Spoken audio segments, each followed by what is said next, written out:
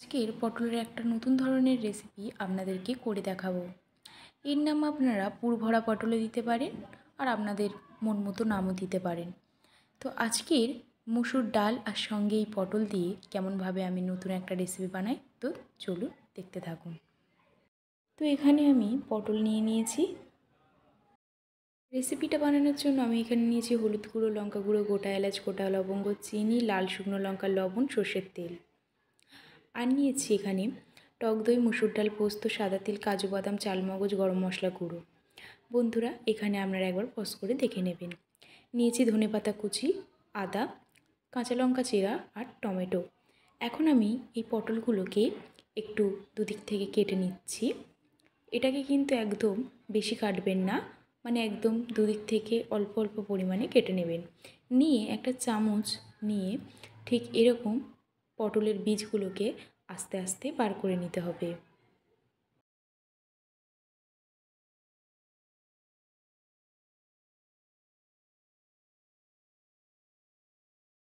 তো আমি সব পটলের ভিতর থেকে একইভাবে বীজগুলোকে বার করে নিচ্ছি।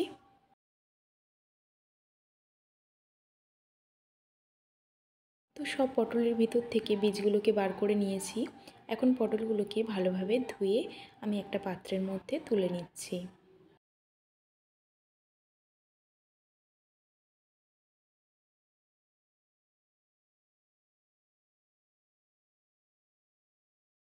আমি মিক্সির মধ্যে দিয়ে দিচ্ছি মসুর ডাল,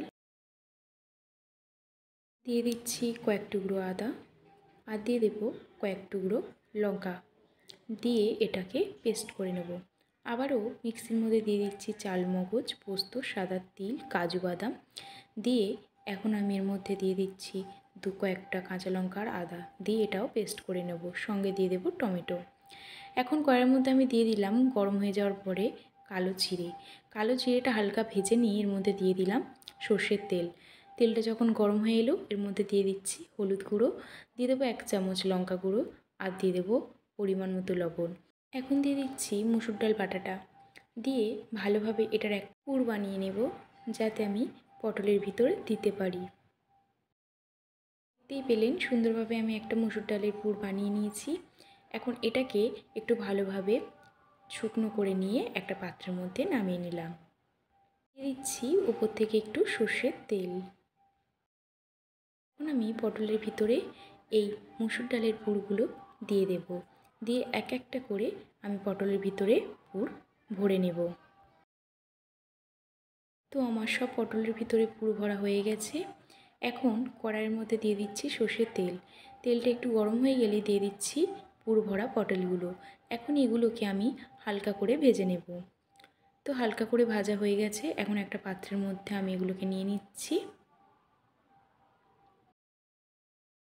এখন আমি কড়াইয়ের মধ্যে দিয়ে দিচ্ছি গোটা গরম মশলা, কয়েকটা এলাচ, লবঙ্গ আর দারচিনি, তার সঙ্গে দিয়ে দিচ্ছি 2টো শুকনো লঙ্কা, দিয়ে যে পেস্টটা আমি বানিয়ে রেখেছিলাম কাজু বাদাম, তারপরে চালমগজ টগজ দিয়ে, সেগুলো দিয়ে একটু ভালো করে কষে তার মধ্যে দিয়ে দিলাম 1 চামচ হলুদ গুঁড়ো, 1 চামচ লঙ্কা গুঁড়ো আর 1 চামচ লবণ, দিয়ে এখন ভালো করে এই মশলাটাকে যতক্ষণ না তেল ছাড়বে ততক্ষণ কষাতে থাকবো। বন্ধুরা, কিছুক্ষণ পর আমি টক দইটা একটু ভালোভাবে ফেটে নিচ্ছি। টক দইটা ফাটার পরে আমি এটাকে এই মশলার মধ্যে আমি দিয়ে দিচ্ছি, দিয়ে একসঙ্গে আবারও এটাকে কষে নিচ্ছি। বন্ধুরা, ভালোভাবে কষানো হয়ে গেলে দিয়ে দিচ্ছি পরিমাণ মতো জল। জলটা আপনারা একটু বুঝে দেবেন, যাতে পটলটা সিদ্ধ হতে পারে তেমনই জল দেবেন। তো ভালোভাবে যখন ঝোলটা ফুটে উঠেছে এর মধ্যে আমি পটলগুলো দিয়ে দিচ্ছি, দিয়ে আমি এখন এটাকে ঢাকা দিয়ে দেব, যাতে একদম গ্রেভিটা শুকনো শুকনো হয়ে যায়। বন্ধুরা, 5 থেকে 6 মিনিট পরে ঢাকনা খুললে দেখতে পাবেন গ্রেভিটা একদম শুকনো হয়ে গেছে। তখন আর কিছু লাগবে না, এর উপর থেকে দিয়ে দিতে হবে 1 চামচ মতো চিনি, একটু মিষ্টি মিষ্টি স্বাদ আসার জন্য দিয়ে দেবো গরম মশলা, আর দিয়ে দেবো উপর থেকে ধনেপাতা কুচি, দিয়ে আমরা এখন এটাকে একটা পাত্রের মধ্যে নামিয়ে নিচ্ছি। তো বন্ধুরা, এখন আমরা খেয়ে আপনাদেরকে দেখাবো ঠিক কেমন হয়েছে।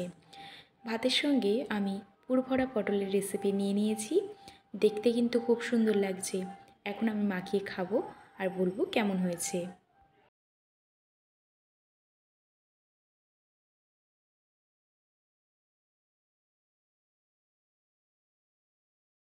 বন্ধুরা, খেতে কিন্তু খুব ভালো হয়েছিল এই পুরভরা পটলের রেসিপি। আপনারা মাছ মাংস তো সবসময় খান, এই রকমভাবে পটলের একবার কিন্তু রেসিপি বানিয়ে খেতেই পারেন। পুরভরা ডাল দিয়ে রেসিপি পটলের খুব ভালো লাগে, আর টেস্টটা কিন্তু খুব সুন্দর হয়েছিল। বাড়িতে একবার হলেও বানিয়ে খেয়ে আমাকে কমেন্ট করে জানাতে ভুলবেন না কেমন হয়েছে। রেসিপিটা ভালো লাগলে কিন্তু অবশ্যই করে লাইক কমেন্ট শেয়ার করে মাম্পি কিচেন চ্যানেলটাকে সাবস্ক্রাইব করতে ভুলবেন না। দেখতেই পাচ্ছেন পটলটা কত সুন্দর সিদ্ধ হয়েছে, আর ভিতরের পুরটাও কত সুন্দর লাগছে। তো চলুন বন্ধুরা, আজকের জন্য এই পর্যন্ত।